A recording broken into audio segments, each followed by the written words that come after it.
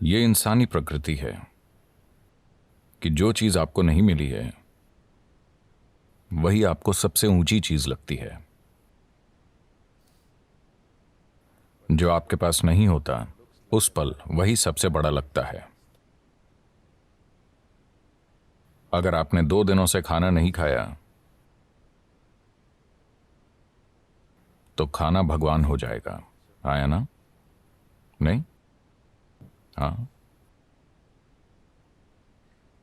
अगर आपको यह समझ नहीं आया तो मुंह बंद करके 2 मिनट तक अपनी नाक पकड़िए। अब आप भगवान चाहेंगे या हवा? हवा। अगर भगवान खुद पूछें हवा चाहिए या भगवान, आप कहेंगे आप भाड़ में जाइए, मुझे सांस लेनी है। क्योंकि उस पल जो भी चीज आपके पास नहीं होती वो खुद को इतना बड़ा कर लेती है कि बाकी हर चीज को ढक लेती है। या दूसरे शब्दों में, जब आप मजबूरी की स्थिति में होते हैं तब चीजों को वैसा नहीं देखते जैसी वो हैं, वो बहुत बढ़ चढ़ जाती हैं। अगर आपका ब्लैडर भरा है, 1 मिनट, मैं आत्मज्ञान की बात कर रहा हूं। आपका ब्लैडर भरा हुआ है, क्या आपको रुचि होगी? मुझे आत्मज्ञान नहीं चाहिए। फिलहाल बाथरूम जाना ही परम मुक्ति जैसा है। हाँ या ना?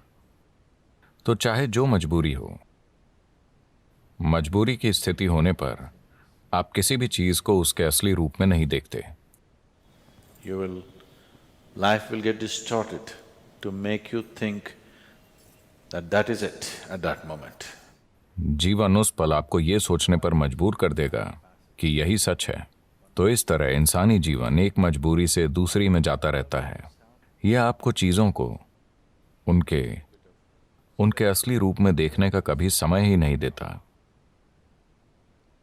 अगर आप जीवन को वैसा नहीं देख सकते जैसा वो है, तो क्या आप उसे वैसे संभाल पाएंगे जैसे संभाला जाना चाहिए? बिल्कुल नहीं, है ना?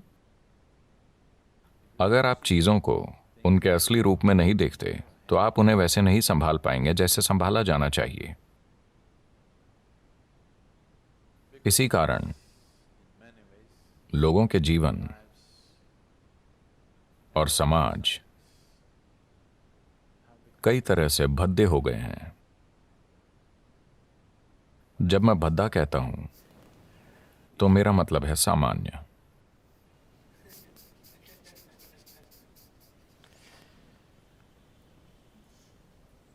मैं एक स्कूल में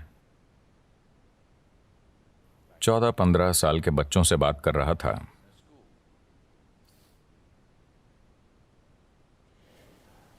And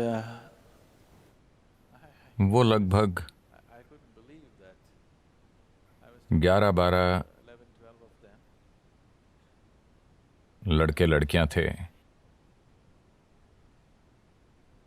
मैं उनसे पूछ रहा था कि वो आगे क्या करेंगे, because they were in the 10th standard or something. क्योंकि वो शायद 10वीं क्लास में थे। वो सिर्फ नौकरी ढूंढकर पैसा कमाने की बात कर रहे थे। मुझे विश्वास ही नहीं हुआ, क्योंकि जीवन भर मैंने कभी पैसे कमाने की नहीं सोची। मेरे पिता अपना सिर पीटते थे, इस लड़के के दिल में डर ही नहीं है, इसका क्या होगा, इसका क्या होगा। मैंने कहा डर नहीं होना समस्या है? मुझे लगा डरना समस्या है। मैंने कभी नहीं सोचा कि डर ना होना समस्या है।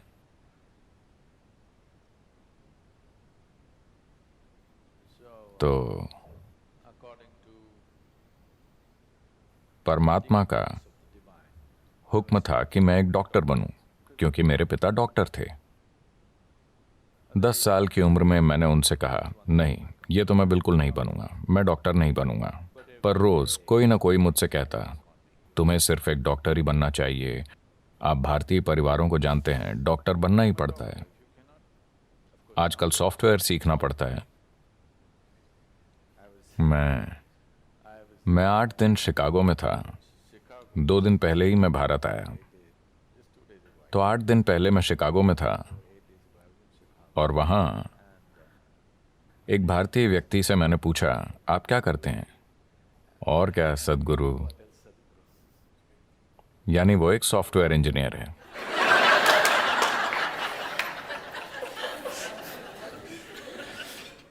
कुछ समय पहले कोई कहता और क्या, तो वो एक डॉक्टर होता। अब कोई कहे और क्या, तो वो एक सॉफ्टवेयर इंजीनियर है। वो डॉक्टर इसलिए नहीं बने कि उन्हें शरीर विज्ञान में रुचि थी।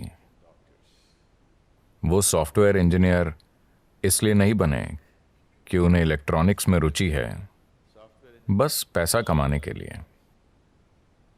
क्या ये जरूरी नहीं है? मैं ये नहीं कह रहा, मैं बस ये कह रहा हूं कि एक चींटी जिसका दिमाग आपसे 10 लाख गुना छोटा है, वो भी जीवन चला लेती है। आपका दिमाग इतना बड़ा है, आपको क्या समस्या है? मैं ये इसलिए कह रहा हूं क्योंकि ये बुरी तरह से सीमित करने वाला विचार युवाओं पर थोपा जा रहा है कि आपको पैसे कमाने होंगे, कि यही सबसे बड़ी चीज है। इतना बड़ा दिमाग होते हुए पैसा कमाना क्या वाकई कोई समस्या है? मैं जानता हूं कि सभी को यही मानने के लिए तैयार किया गया है, पर ऐसा नहीं है। मैं बता रहा हूं, ऐसा नहीं है। मानव चेतना के लिए पैसे कमाना एक मामूली चीज है, पर दुर्भाग्य से पूरी मानवता अपनी पूरी ऊर्जा और बुद्धि बस पैसा कमाने में लगा रही है। अगर दुनिया में ये नहीं बदलता, मैं ये नहीं कह रहा कि पैसे नहीं कमाने चाहिए, मैं बस ये कह रहा हूं कि इसे पूरी इंसानी चेतना पर हावी नहीं होना चाहिए। अगर आप एक छोटी उंगली से काम करें तो ये पैसे कमा लेगी, इसमें इतनी काबिलियत है। पूरी इंसानी प्रतिभा मुरझाकर मर गई है, सिर्फ इसलिए कि सभी सोच रहे हैं पैसे कैसे कमाएं, पैसे कैसे कमाएं। The moment they can earn a living, they will sit down and become fat. जब वो पैसा कमाने लगते हैं तो वो बैठे बैठे मोटे हो जाते हैं। आपको सोचना चाहिए, मैं इस जीवन के साथ क्या कर सकता हूं, है ना? आपको सोचना चाहिए, इस जीवन के साथ सबसे बड़ी चीज मैं क्या कर सकता हूं, क्योंकि एक दिन आप मर जाएंगे। क्या आप जानते हैं? क्या आपको पता है आप मर जाएंगे? तो मरने से पहले इस जीवन को परम संभावना तक पहुंचना चाहिए, है ना? मैं पैसे कमाता हूं, पैसे कमाता हूं, लोग गर्व से कहते हैं। आप क्यों नहीं देखते कि हर कीड़ा, हर पक्षी, हर जानवर, इस धरती का हर प्राणी जीवन चला रहा है? इतना गर्व कि मैं अपना जीवन चलाता हूं, इसमें इतना गर्व करने की क्या बात है? सभी अपना जीवन चला रहे हैं, है ना? सिर्फ इंसान ही इसे मुद्दा बना रहे हैं।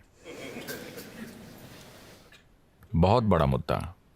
जब मैं ये देखता हूं कि इंसानी बुद्धि जीवन चलाते चलाते कैसे कुर्बान हो गई है, तो विश्वास नहीं होता। मनुष्य कितना कुछ कर सकते थे, वो अद्भुत चीजें कर सकते थे, पर उसके बजाय वो पैसा कमा रहे हैं।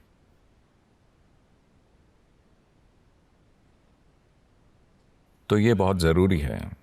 मैं सोच रहा हूं कि हम एक लहर शुरू करें, खास तौर से स्कूलों और कॉलेजों में, कि पैसे कमाना एक छोटी सी चीज है। ये जीवन का प्रमुख उद्देश्य नहीं है। एक छोटी उंगली से आप पैसे कमा सकते हैं। इस बड़े दिमाग के साथ जब चींटियां जीवन चला सकती हैं, तो इस दिमाग को पैसे कमाने के लिए संघर्ष करना चाहिए। यह समस्या बन गई है क्योंकि आप किसी और जैसा बनना चाहते हैं,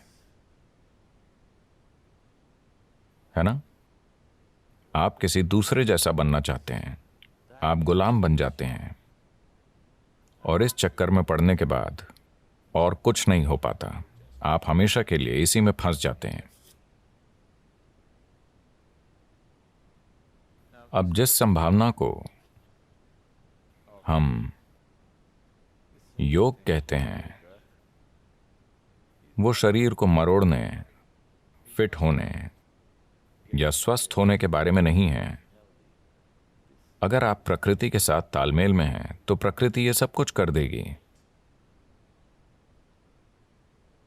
ये अपने सिस्टम की ज्यामिति के माध्यम से ब्रह्मांड की ज्यामिति समझने के बारे में है।